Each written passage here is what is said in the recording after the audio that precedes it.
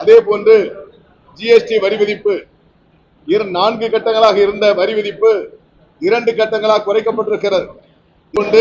Cement போன்ற கட்டிட கட்டுவதற்கான எம்சாண்ட் விலைகள், செங்கல் விலை, சிமெண்ட் விலைகள் இன்னும் குறைக்கப்படவில்லை.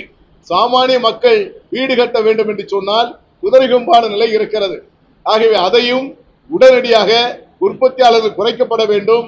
இல்லை என்று சொன்னால் அரசு துறை அதிகாரிகள் உடனடியாக அவர்கள் மீது நடவடிக்கை எடுக்கப்பட்டு பொதுமக்களுக்கு குறைந்த விலையில் அந்த பொருள் கிடைக்கக்கூடிய சூழலை உருவாக்கப்பட வேண்டும் என்பதை தமிழ்நாடு வரித்துறை பேரவை வலியுறுத்துகிறது. நவம்பர் 11ஆம் தேதி மாண்புமிகு மத்திய நிதியமைச்சர் நிர்மலா சீதாராமனோடு இங்கு ஜிஎஸ்டி வரி விதிப்பிலே பல்வேறு மாற்றங்களை செய்ததற்காக ஒரு நன்றி அறிவிப்பும் பாராட்டு கூட்டம் நடைபெற இருக்கிறது.